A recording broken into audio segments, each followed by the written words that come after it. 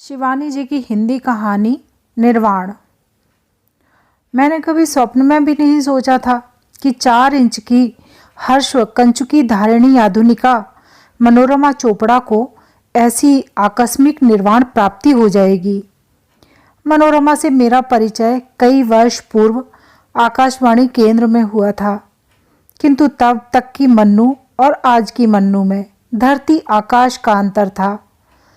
तब वह अपनी मधुर और कुछ कुछ तोतली वाणी में अपनी महिला श्रोताओं को फालसे का शरबत या आम का मुरब्बा बनाने की विधि बताती और कभी सोहर बनने को सरल लोकगीतों के टेप बजा उनका मनोरंजन किया करती थी। किंतु अब उसके श्रोता कम थे, दर्शक अधिक। टेलीविज़न की वह एक अत्यंत लोकप्रिय तारिका थी। पता नहीं किस अमर बूटी शतावरी का सेवन कर उसने अपने यौवन को मुट्ठी में बंदी बनाकर रख दिया था। धीरे धीरे उस आकर्षक व्यक्तित्व से मेरा परिचय घनिष्ठ होता हुआ प्रगाढ़ मैत्री में बदल गया था। एक दिन मैंने उससे पूछ भी लिया, मन्नू, इन 15 वर्षों में तू क्या कोई योग साधना करती रही है? एक छटाक मांस भी तो नहीं चढ़ा तेरे शरीर पर। यह सब मेरे गुरुदेव की कृपा है बहन। उसका चेहरा एक अलौकिक दर्प से दीप्त हो उठा था। गुरु? मैंने उसे आश्चर्य से देखा। विधाता प्रदत्त नयन नक्श को भी उसने जैसे बड़े दुस्साहस से किसी अदृश्य स्पर्श से मिटा दिया था। पेंसिल से अंकित 2 धनुषाकार भवें लिपस्टिक के कलात्मक प्रहार से सपाट अधरों को दिया गया बंकिम उभार, कपोलों पर ब्लश ऑन की लालिमा और निर्लज धड़ल्लेपन से खुली सोफिया लॉरेन की सी मेकलाइन। उसकी संध्याएं रोज ही 5 सितारे के किसी होटल में बीतती थीं। पति की फर्म की ऊंची नौकरी जिसे आए दिन गगनचारिणी बना देश विदेश के गगनांगनाओं में उड़ती फिरती थी। क्या उसका भी कोई गुरु हो सकता था? मनोरमा चोपड़ा कैसी आधुनिका क्यों न हो, उसके एक ही गुण पर मुग्ध हो तभी मैंने निसंशय चित्त से उसकी ओर मैत्री का हाथ बढ़ाया था। वह एक आदर्श पत्नी, पुत्रवधू और जननी थी। उसका सुखी पारिवारिक जीवन किसी भी संपन्न श्रीमंत की पत्नी का हृदय ईर्ष्या से उद्वेलित कर सकता था। पति के ऑफिस जाने से पूर्व और लौटने के पश्चात वह जिस निष्ठा से उसकी सेवा में जुटी रहती, उसे देखना भी स्वयं अपने आप में एक आनंदपूर्ण अनुभूति थी। उसके उस व्यवहार में कहीं भी किसी को प्रभावित करने की बनावटी फुर्ती का आडंबर नहीं रहता। वह स्वयं पति के जूतों पर पॉलिश करती, उनके कपड़े निकाल पलंग पर धरती, कमीज की बाहों में स्टड जड़ती, फिर उसी फुर्ती से शून्य में फैली उसकी बाहों को दिशा निर्देश देती, कोट लेकर उसके पीछे खड़ी हो जाती। एक दिन ऐसे ही समय में काम से उनके घर में बिना द्वार खटखटाए ही धड़धड़ाती हुई मैं भीतर चली गई और अप्रस्तुत होकर द्वार पर ही ठिठक कर रह गई। मैंने सोचा था वक्त के पाबंद चोपड़ा साहब दफ्तर चले गए होंगे और मन्नू अकेली ही होगी। आइए आइए, संकोच क्यों कर रही हैं? मन्नू मेरी पत्नी ही नहीं, मेरी बैले भी है। मॉम की टेज़र पढ़ी है आपने? मेरी टेज़र है मन्नू। चोपड़ा साहब ने हंसकर कहा तो मन्नू मेरी ओर बढ़ आई। देख रही हो ना, अब बुढ़ापे में वसंत जाग रहा है इनके। 10 साल का बेटा भी अपने हाथ से टाई बांधकर स्कूल चला जाता है, पर बाप की टाई का फंदा अब भी मुझे ही ठीक करना पड़ता है। ईश्वर ने उसे मुँह मांगे 2 स्वस्थ सुंदर बच्चे दिए थे, जिन्हें वह खिलौना सा सजा धजा स्कूल भेजने पर ही काम पर निकलती थी। सास पहले ही उससे असंतुष्ट रहती थी। पुत्र ने स्वयं अपनी पसंद से उस विजातीय लड़की से प्रेम विवाह किया था। वह बंगाली थी और चोपड़ा साहब थे ठेठ पंजाबी। किंतु मक्का की रोटी और सरसों के साग को मन्नू ने उसी स्वाभाविक सरलता से ग्रहण कर लिया था जैसे जन्मते ही कभी अपने देश की चचड़ी और घंट को किया था। उसका पंजाबी बोलने का लहजा जितना ही त्रुटिहीन था, उतनी ही त्रुटिहीन उसकी वेशभूषा भी थी। जहाँ तक मुझे याद है, मैंने कभी उसे तांत या डूरे घरने वाली साड़ियों में नहीं देखा। चटकीले भड़कीले रंगों की शिफॉन, क्रेप, नायलॉन की पारदर्शी साड़ियों के चयन में वह पंजाबी जीवंत रुचि का ही अधिक परिचय देती। कभी कभी अपनी पृथुल वेणी को एलोकेशी जूड़े में संवार वह एक आध गुलाब खोस लेती तो चोपड़ा साहब हंसकर उसे छेड़ने लगते। देखो ना, आज इन्हें अपने सोनार बंगला की याद हो आई है। पर कुछ भी कहो मन्नू, जूड़ा अब तुम्हें सूट नहीं करता। फिर एक दिन वह स्वेच्छा से ही जूड़े का भी आमूल विध्वंस कराई। अब उसके कटे केश गुच्छ रेशमी गुच्छे से कंधे तक झूलते उसके व्यक्तित्व को और आकर्षक बना गए थे। कोई भी उसे देखकर नहीं कह सकता था कि वह बंगाली है। सास की सेवा में तो वह किसी भी आज्ञाकारिणी पुत्रवधू को पराजित कर सकती थी। मैं तुझे एक दिन अपने गुरुदेव के दर्शन कराऊंगी, उसने एक दिन मुझसे कहा तो मैंने हंसकर हाथ जोड़ दिए थे। माफ़ करना मन्नू, मेरी इन स्वामियों में कोई श्रद्धा नहीं है। मैं एकदम ही एग्नोस्टिक हूँ, ऐसी बात नहीं है। ईश्वर में मेरा दृढ़ विश्वास है, किंतु किसी साधु सा पहुँचे सिद्ध का अंधानुगमन मेरी प्रकृति के विरुद्ध है। किसी लब्ध प्रतिष्ठ स्वामी का सानिध्य मेरे या अन्य किसी के जीवन में मांगलिक परिवर्तन संगठित कर सकता है, या किसी गुरु का भ्रिकुटी विलास अप्रसन्न होने पर किसी का अनिष्ट कर सकता है। यह सहसा मान लेने को मेरा चित्त प्रस्तुत नहीं होता। कुमायूं आदिकाल से उन्नत कोटि के ऐसे साधकों की पद धूलि से धन्य रहा है, जिन्हें प्राच्य पाश्चात्य सभी देशों ने कभी मान्यता दी थी। मैं अब भी अवसर पाते ही वर्षों पूर्व समाधिस्थ हुए एक ऐसे ही साधक की प्रस्तर मूर्ति के दर्शन करने जाती हूँ, और जब भी दर्शन कर लौटती हूँ, लगता है अपार्थिव रूप से उनके वरद हस्त का शीतल स्पर्श मुझे फूल सा हल्का बना गया है। किंतु इस फरेबी युग में ऐसे किसी सिद्ध का अस्तित्व मेरे संदेही मन को शंकित ही अधिक करता है। इसी से जब कभी मन्नू ने मुझे अपने गुरुदेव के दर्शन के लिए आमंत्रित किया, मैं एक न एक बहाना बना उसे हिस्सा देती रही थी।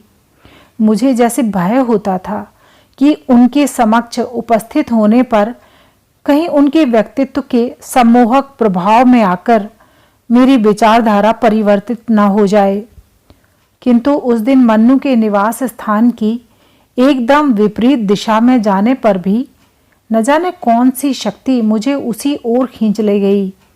उनकी दर्शनीय कोठी की छटा मुझे सदा ही नित्य नवीन लगती थी। कभी जयपुर के कारीगरों से बनवाया गया संगमरमरी कुंड, कभी किसी जादुई स्पर्श से उसी के बीच स्थापित की गई शिव मूर्ति, उनकी भव्य जटाओं के मध्य से निकलते फव्वारे की जल राशि, उनके आशुतोष दिव्य स्मित को भिगोती मुझे आश्चर्यचकित कर देती थी। उधर दूसरे में अपनी इटली यात्रा के दौरान खरीदकर लाई गई वीनस की खंडित मूर्ति स्थापित कर चोपड़ा साहब ने अपनी सर्वथा मौलिक रुचि का मुझे विधिवत परिचय भी दे दिया था। देख रही ना, एक ओर स्फुरण मौली कल्लोलिनी गंगा, दूसरी ओर वीनस की भुवन मोहिनी सुंदरता। प्राच्य प्रतीचि का यह मिलन कैसा लगा आपको? हम किपलिंग की उक्ति में विश्वास नहीं करते थे, east is east and west is west. सचमुच ही चोपड़ा साहब का मौलिक प्रयोग गोल की सज्जा को एक अनोखी भव्यता से मंडित कर गया था। जहाँ शिपनडेल का एकदम ही विदेशी रुचि का फर्नीचर था, वहीं बीचों बीच झूलता था काठियावाड़ी हिचका। कॉकटेल की पार्टी भी होती तो अलभ्य आसवों का वह बहुचर्चित सम्मिश्रण मुरादाबादी गंगा जमनी काम की कलात्मक सुराही से बेल्जियम कट गिलास के जाम में ढाल देशी विदेशी अतिथियों को परिवेशित किया जाता। उस दिन भारी दक्षिणा देकर चोपड़ा साहब एक से एक चुस्त सुंदरी किशोरियों को न जाने किस रत्न गर्भा खान से बटोर लाते। मैं कई बार उनकी इन दावतों की कर्णकटु आलोचना भी सुन चुकी थी। अतिथियों को आसव का ही नहीं, सौंदर्य का भी मादक घूंट पिला पिलाकर ही इस अल्प अवधि में वे इस विख्यात फर्म के जनरल मैनेजर के पद पर आरूढ़ हो गए हैं। लोग कहते तो मुझे बड़ा दुख होता। यह ठीक था कि उनके अतिथि साधारण तबके के नहीं होते थे। मंत्री, उनके आत्मीय सचिव, उद्योगपति, राजदूत, एक से एक राजसी अतिथि निमंत्रण बड़ी ललक से ही स्वीकार किया करते थे। वह आकर्षण साकी का था, जाम का, या उदार मेजबान की मैत्री का, यह मैं कभी समझ नहीं पाई। उस दिन मैं पहुंची तो बरसाती से लेकर बाहर तक रंग बिरंगी कारों की कतार देख ठिठक कर खड़ी रह गई। तभी न जाने किस काम से मन्नू निकली और मुझे देखते ही भागकर मुझसे लिपट गई। ओह, तू स्वयं आ गई? मैं जानती थी एक दिन ऐसा ही होगा। भाव विभोर होकर वह मुझे हाथ पकड़कर भीतर खींच ले गई। पहले मैं समझ ही नहीं पाई, पर कमरे में पैर रखते ही सब स्पष्ट हो गया। जहां दीवान, सोफा, रेशमी गद्दियों, रॉ सिल्क के पर्दों के बीच अपूर्व नग्न मूर्तियों का जमघट रहता था, वहां सब कुछ तिरोहित हो फर्श पर दूधिया चांदनी बिछी थी। एक और था छोटा सा कुशासन और बीच में धरी उनके गुरुदेव की बड़ी सी तस्वीर के सामने अगरबत्तियों के गुच्छे का गुच्छा जलता हुआ कमरे को अपनी लच्छेदार धूम्र रेखा से सुवासित कर रहा था। कमरे में तिल रखने की भी जगह नहीं थी। एक से एक समृद्ध अतिथि सहमी मुद्रा में नतमस्तक बैठे गुरुदेव की प्रतीक्षा कर रहे थे। कौन कह सकता था कि ये वे परिचित चेहरे हैं जिन्हें मैं कुछ दिन पूर्व एक सुख्यात होटल में दिए गए विवाह भोज में इस्तांबुल की नग्न पर्याय कैबरे नर्तकी की चिकनी देह पर निर्लज्जता से आंखों आंखों में लार टपकाते देख चुकी थी। कमरे में तानपुरे और तबले की जोड़ियों के बीच बैठी आकाशवाणी की कई परिचित नायिकाओं को मैं पहचान स्मित का अभिवादन दे रही थी कि दूसरी ओर बैठी अपनी साहित्यिक बिरादरी के व्यंग्यात्मक स्मित से सहम गई। उस त्रियक स्मित में किसी बादशाह के हरम में सहसा अनधिकार प्रवेश पा गई किसी सौत के प्रति प्रदर्शित कई जोड़ा प्रतिष्ठित आंखों की अवज्ञा मिश्रित सौतिया डाह की सी ही दहन थी। सहम कर मैंने आंखें फेर ली और सक पकाकर बैठ गई। सहसा गुरुदेव का पदार्पण हुआ। स्कंध स्पर्श करते रेशमी घुंघराले बाल, स्थूल काय, प्रसन्न वदन उस दिव्य पुरुष को देखते ही जैसे सबको एक साथ बिजली का सा झटका लगा और सब खड़े हो गए। संकेत से ही उन्होंने सबको बैठने का आदेश दिया। फिर अपनी गूढ़ दृष्टि मेरी ओर निबद्ध कर बोले, अवश्यम भाभी, अवश्य होता है लड़की। क्यों, अपने पति के विषय में अब भी सोच रही है क्या? मुझे पसीना आ गया। कैसे जान गया था वह यह प्रज्ञा चक्षु? मेरे पति को उस दिन हरारत हो आई थी और वैसी ही अवस्था में उन्हें दौरे में बाहर जाना पड़ा था। मैं सचमुच उस क्षण यही सोच रही थी, क्या यह उनका परिचित ज्ञान था या विचार स्थानांतरण? मैंने लज्जा और परिताप से सिर झुका दिया। यह यहाँ नहीं आना चाहती थी। स्वामी जी का दिव्य स्मित मेरी नंगी पीठ पर फिर तड़ातड़ चाबुक सी मारने लगा, किंतु इसे यहाँ आना पड़ा। सोच रही थी पति को बुखार ही में दौरे में जाना पड़ा है, पता नहीं कैसे हैं। वे फिर हंसे। चिंता मत कर, सब मंगल होगा। मेरे लिए यह सब जल सा सुगम है। उन्होंने अब अपनी दृष्टि को कमरे में बिखरी भीड़ पर घुमाकर कहा, इसे जानने के दो मार्ग समीकरण अर्थात जागतिक शक्तियों के संघट्ट का स्वरूप ज्ञान और दूसरा तीव्र दृष्टि, जिसे तुम लोग शायद दिव्य दृष्टि कहने पर ही अधिक स्पष्ट रूप से समझ लोगे। कमरे की भीड़ को आतुरता की लहर चंचल कर गई। आधुनिक जीवन के अनेक संशयों से क्षुब्ध कितने ही व्याकुल चित्त एक साथ अनेक प्रश्न पूछने को लालायित हो और निकट खिसक आए। उधर द्वार के पास ही बैठी 3-4 सुंदरी किशोरियां एक साथ हवा के झोंके की तीव्रता से बाहर निकल गईं। क्या पता स्वामी जी के दिव्य चक्षु पढ़ाई के साथ साथ चल रही उनकी दूसरी आजीविका का उद्गम स्रोत भी सबके सामने खुली पहुंच कर उन्हें अपदस्थ कर दें। शांत हो, शांत हो। मैं यहाँ योग प्रदर्शन करने नहीं आया हूँ। तुम लोग नवीन सभ्यता की संतान हो, प्रत्येक शंका का समाधान चाहते हो, क्यों, है ना? स्वामी जी की झकझक करती दंत पंक्ति देख मैं अवाक रह गई। चेहरे की सी ही चमक उनके उजले दांतों की भी थी। मैंने इसी से तुम्हारी शंका का एक छोटा सा समाधान प्रस्तुत किया था। मन्नू, अब कीर्तन आरंभ करो। और फिर कमरा कीर्तन की मधुर स्वर लहरों से गूंज उठा था। इस घटना के पश्चात मेरे चाहने पर न चाहने पर भी मेरी विचारधारा में एक आमूल परिवर्तन संगठित हो गया। अनेक तर्क वितर्कों से भी मैं अपने अशांत चित्त को शांत नहीं कर पाई थी।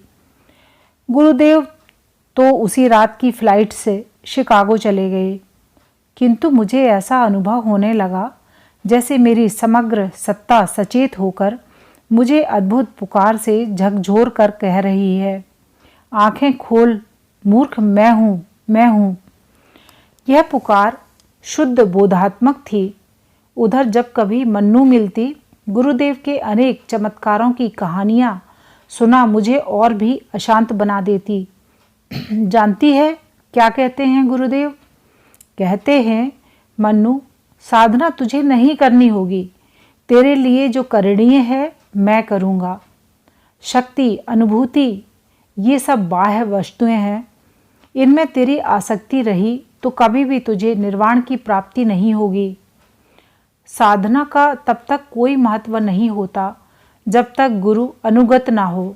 धीरे धीरे तेरे सब कार्य स्वतः सिद्ध होंगे पगली। यह सुनाते मन्नू का चेहरा शिशु सा सरल बन जाता और मैं ईर्ष्या से उसे देखती रहती। कैसा सहज सरल विश्वास था उसका। न मेरे विवेकी चित्त जैसी व्यर्थ की दलीलें, न कोई संशय। कब और कैसे उन्होंने मेडिकल इंस्टीट्यूट से असाध्य करार दिए गए किस कैंसर ग्रस्त रोगी को केवल अपनी धूनी की चुटकी भर भस्म से ठीक कर दिया। कब किस लक्षाधिपति विदेशी चेले के अशांत चित्त की खोई शांति लौटा दी। सुनने में अब मुझे भी आनंद आने लगा, किंतु साथ ही साथ मन्नू के सुखी दाम्पत्य जीवन में क्रमशः गहरी बनी जा रही दरार को भी अब मैं स्पष्ट रूप से देख रही थी। जब कभी उनकी कोठी में गुरुनाम संकीर्तन होता मैं देखती, चोपड़ा साहब घर में उपस्थित रहने पर भी पत्नी की प्रार्थना सभा में अनुपस्थित ही रहते। यही नहीं, 1-2 बार मेरे ही सामने इसी प्रसंग को लेकर दोनों बड़ी बुरी तरह उलझ पड़े थे और मैं अप्रस्तुत होकर बाहर खिसक आई थी। फिर भी मुझे अपने पति की बीमारी के कारण सुदीर्घ अवधि तक पहाड़ पर रहना पड़ा। जब लौटी तो मनोरमा चोपड़ा निर्वाण प्राप्त कर चुकी थीं। मैंने आते ही फ़ोन किया तो किसी ने नहीं उठाया। दूसरे दिन मैंने फिर फ़ोन किया। प्रातःकाल तो वह केवल अपने परिवार के लिए सुरक्षित रखती थी, निश्चय ही घर पर होगी। बड़ी देर तक फ़ोन की घंटी किर्र किर्र कर बजती रही। अंत में जब निराश होकर मैं रखने ही जा रही थी कि उनकी नन्ही बेटी बुलबुल ने फ़ोन उठाया। हेलो। नन्हे को फ़ोन पर ही दुलार कर मैंने पूछा, मम्मी को फ़ोन देना तो बेटी। मम्मी तो है नहीं। स्वर की अस्वाभाविक उदासी ने मुझे चौंका दिया। कहाँ गई? उसने इस बार बिना कुछ कहे ही फ़ोन नीचे रख दिया। ऐसा तो वह पहले कभी नहीं करती थी। मन्नू ने नम्रता और शिष्टाचार की घूंटी तो अपने बच्चों की जनघुट्टी में ही घोलकर पिलाई थी। उस दिन फिर मैं स्वयं ही उसकी कोठी पर पहुंच गई थी। स्वार्थ कुछ मेरा भी था। मेरी एक मौसेरी बहन कैंसर के क्रूर पंजे में दबी भयावह यंत्रणा में छटपटा रही थी। क्या पता उसकी चमत्कारी गुरु की चुटकी सी भभूत उसे नवजीवन प्रदान कर दे। गुरुदेव के पता लेने ही मैं उस दिन वहां पहुंची थी। घंटी बजाई तो चोपड़ा साहब ने ही द्वार खोला। मैं उन्हें आश्चर्य से देखती ही रह गई।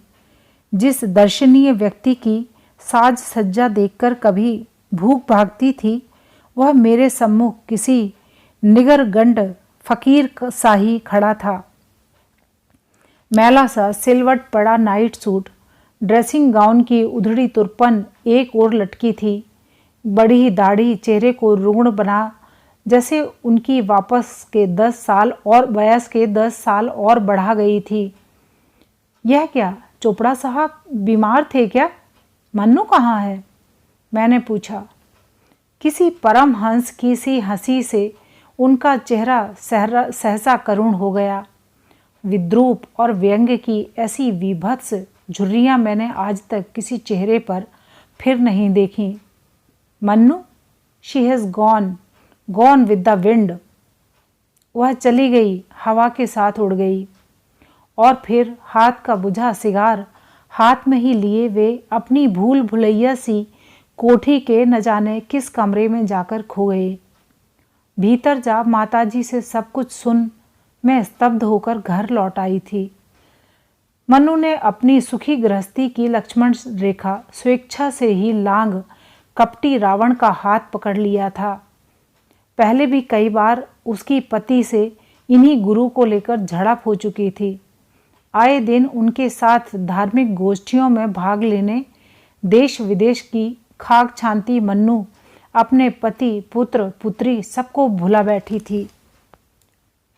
खोतिनो कुछ खिला दिया सी गुरुदेव बच्चे ने। माताजी के आंसू उनके अनुभव की झुर्रियों पर टपकते एक पल को उन्हें विह्वल कर गए। फिर उन्होंने मन्नू के दुर्भाग्य का पूरा प्रकरण मुझे सुना दिया। एक दिन पुत्र को तीव्र ज्वर में छोड़ वह अपने गुरु के साथ तिरुपति जाने लगी तो उसके पति ने उसके गुरुदेव के सम्मुख ही रपट दिया था। संजय को तेज बुखार है, बेबे का भी ब्लड प्रेशर कल से बहुत बढ़ गया है, ऐसे में तुम नहीं जा सकती मन्नू। मन ही मन क्रोध से जला भुना जा रहा था, पर स्वर था एकदम शांत निरुद्वेग। पर उस मत्था साड़ी के सिर पर तो गुरु का जादू चढ़कर बोल रहा था। नहीं, मैं जा रही हूँ, गुरु मेरे साथ हैं, संजय का कोई अनिष्ट नहीं हो सकता, मैं उसे भभूत लगा जाऊंगी। मन्नू, इस बार पति का पौरुष उसके कंठ स्वर में तीव्र होकर गूंज उठा था।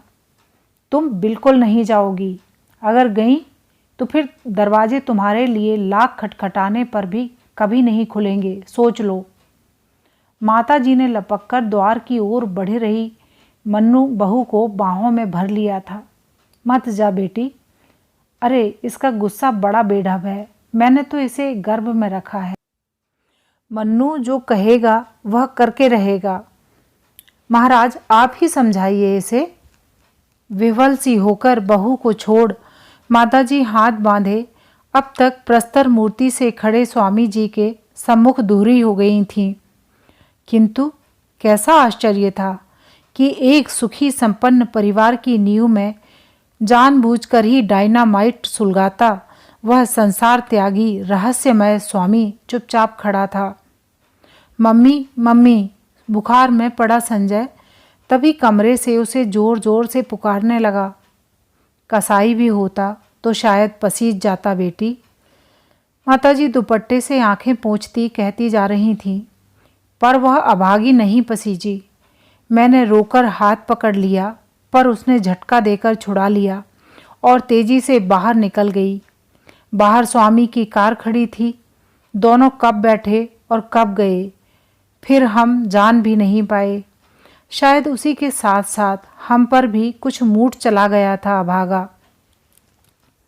फिर उसका वह सर्वनाशी पत्र एक दिन किसी घातक भूकंपी धक्के से के आकस्मिक प्रहार से उसकी गृहस्थी के बचे खुचे खंडहर को भी भर भरा कर भूमि सात कर गया। आप लोग मेरा मोह छोड़ दें, मैंने गुरु कृपा से अपने जीवन का लक्ष्य पा लिया है। उसके बाद मुझे महीनों तक उसका कोई समाचार नहीं मिला। फिर एक दिन एक साथ ही देश के प्रमुख समाचार पत्रों ने उसके गुरुदेव की धज्जियां उड़ाकर रख दी। कभी इन्हीं अखबारों में उनके भक्त पत्रकारों ने उनकी प्रशंसा में कलम तोड़कर रख दी थी। आज वही लेखनी विमुख होकर उसके लिए आग उगल रही थी। उसकी तस्करी की कहानियाँ भोली भाली युवतियों को ही नहीं, अनेक सुशिक्षिता आधुनिकाओं को भी अपने सम्मोहन पाश में बांधने का रंगीन विवरण, कई विदेशी चेले चपाटों की लूटपाट, उन्हें पथ का भिखारी बना देने का लेखा पढ़कर भी मुझे सब कुछ अधूरा सा ही लगा था, क्योंकि उनकी जिस शिष्या ने उन्हें दीक्षा की सबसे गहरी दक्षिणा दी थी, उस अभागिनी का नाम मुझे कहीं ढूंढने पर भी नहीं मिला। अभी आप सुन रहे थे कहानी निर्वाण। कहानी अगर आपको पसंद आई है तो मेरे चैनल को लाइक करें, सब्सक्राइब करें, शेयर करें और इसी तरह की कहानियाँ सुनने के लिए मेरे चैनल पर आएँ। आपका स्वागत है। नमस्कार, धन्यवाद।